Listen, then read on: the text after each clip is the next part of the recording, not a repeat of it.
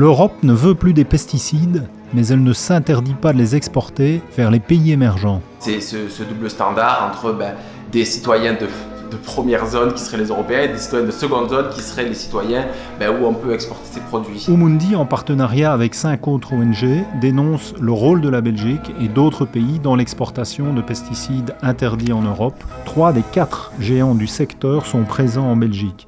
Syngenta, le leader mondial, qui appartient à un conglomérat chinois, puis Bayer et BASF, détenus en partie par des fonds d'investissement privés américains. Entre 2013 et 2021, la Belgique, dont l'industrie chimique est l'un des fleurons, a exporté près de 63 000 tonnes de pesticides dans 70 pays. Pour en mesurer les conséquences, nous sommes allés enquêter au Pérou.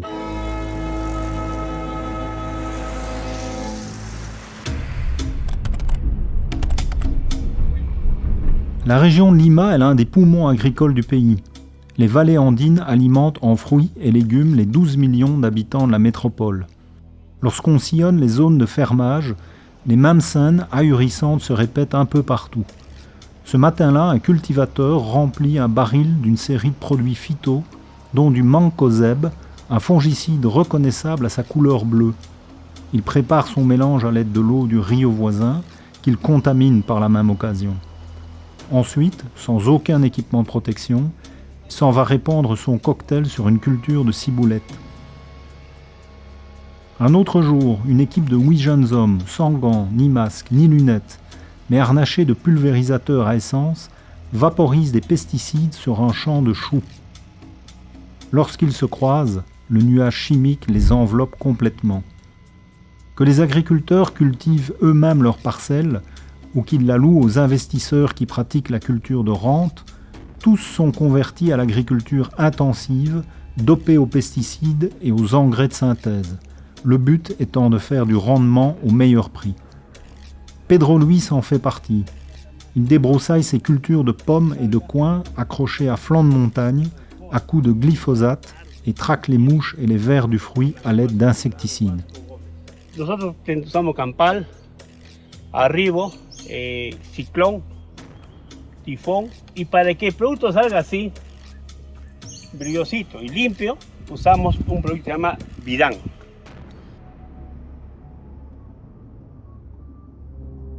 La terre et les hommes sont empoisonnés. John Bordaleon a 34 ans. Il nous accueille sur le seuil de sa maison en compagnie de sa femme et de ses enfants.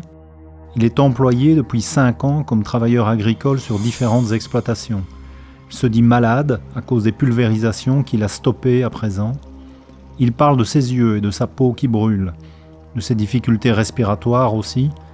Payé environ 15 € la journée, il n'a pas les moyens de s'acheter des protections. Et il n'ose pas en demander à ses patrons par crainte de ne pas être réembauché. Comme John, beaucoup de cultivateurs pauvres, peu éduqués, mal formés sont ignorants des dangers liés à l'utilisation quotidienne de pesticides qu'ils répandent dès l'âge de 15 ans. Cette étude franco-péruvienne a identifié en moyenne 12 pesticides par individu au Pérou contre seulement 3 en France. Quant aux quantités mesurées par milligramme de cheveux, elles sont 13 fois supérieures chez les Péruviens. Les paysans ne sont pas les seuls à être touchés par ce fléau. C'est toute une population qui ingurgite des denrées traitées aux pesticides. Ce gigantesque marché de gros à Lima accueille des centaines de postes de vente. Déambuler parmi les échoppes et réaliser que l'essentiel de ce qui s'y vend est imprégné de substances actives est une expérience marquante. S'il est possible de l'affirmer, c'est en partie grâce à Jaime Delgado, avocat spécialisé en droit public et en politique de santé, très impliqué dans la défense des consommateurs. Il est à l'initiative d'une étude récente sur 84 échantillons de fruits et légumes commercialisés à Lima. Les résultats font froid dans le dos. Plus de 50% des produits analysés contenaient des niveaux très élevés de pesticides. Le cas le plus grave est celui du céleri.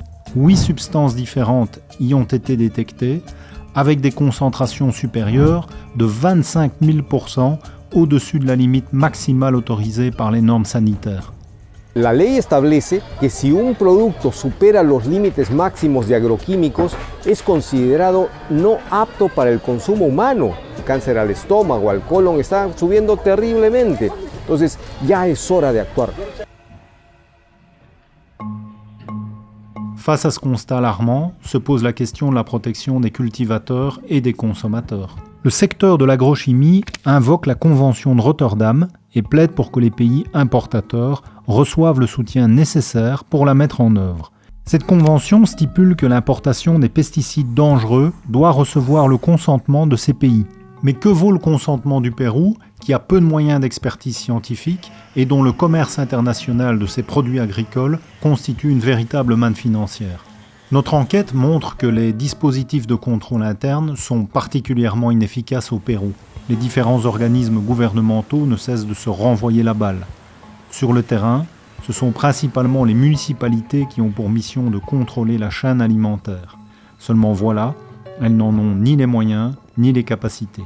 Nous avons vainement tenté d'obtenir des interviews de responsables politiques et des autorités de contrôle. Seule l'Agence de protection des consommateurs a accepté de nous recevoir.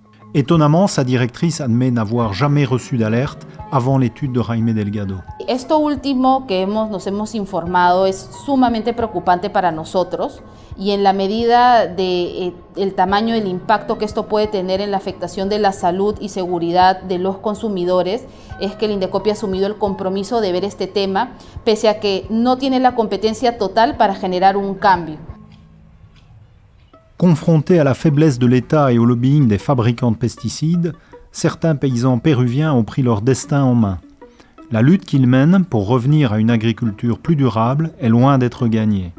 Dans la vallée de Chillón à Lima, par exemple, sur 1200 cultivateurs, seulement 10 ont adopté un modèle agroécologique. Malgré tout, ils se battent pour changer les mentalités et les pratiques.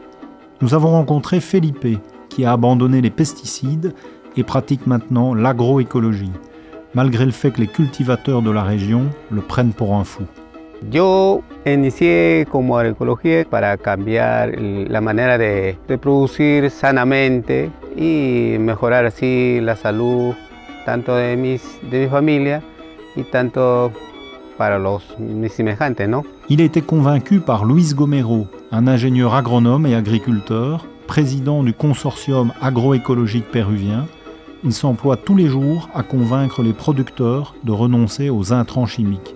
El Estado ha abandonado a los pequeños productores y razón por la cual ellos toman sus decisiones, hacen aplicaciones sin respetar los protocolos establecidos. Le combat de Luis face aux multinationales et à leur stratégie d'influence est inégal. Elle s'efforce de convaincre les pays émergents que le modèle de production agricole basé sur les pesticides et les engrais de synthèse constitue leur meilleure chance de développement.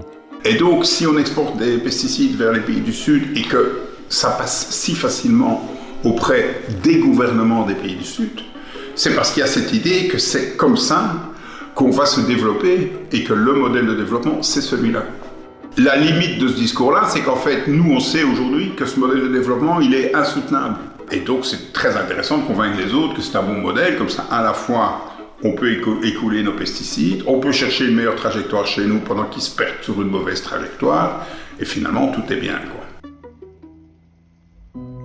Et ça marche. Dans la vallée de Chillón, le nombre des revendeurs de produits phytosanitaires a littéralement explosé depuis 20 ans. Dans les magasins spécialisés, on trouve les fameuses substances prohibées en Europe, mais également d'autres, parmi les plus toxiques au monde. Certaines sont même interdites au Pérou, mais via la vente illégale derrière le comptoir ou la contrebande, on peut se les procurer. C'est le cas du paraquat, frappé d'interdiction à laquelle Syngenta, qui le fabrique, assure se conformer strictement. Lamentablemente, comerciantes inescrupulosos están introduciendo este herbicida desde el Ecuador y no tenemos un buen sistema de control de aduanas, razón por la cual llega hacia los agricultores. Si les risques sanitaires et environnementaux liés à l'utilisation des pesticides menacent surtout les Péruviens, les Belges et les autres Européens ne sont pas totalement à l'abri. Le Pérou, qui tire une part importante de ses revenus de l'agroexportation, exerce certes un contrôle plus strict de ce qui est destiné à l'Europe. Mais ce modèle agroexportateur fait malgré tout appel aux pesticides dont les résidus finissent dans nos assiettes. En 2020, une étude réalisée sur base d'un rapport de l'Agence européenne des produits chimiques a mis en évidence la présence de 74 substances actives interdites dans 5800 échantillons alimentaires. La responsabilité des Européens se limite-t-elle à leur frigo ? En exportant vers le Pérou des pesticides dangereux, la Belgique n'est-elle pas complice d'un désastre sanitaire et environnemental ?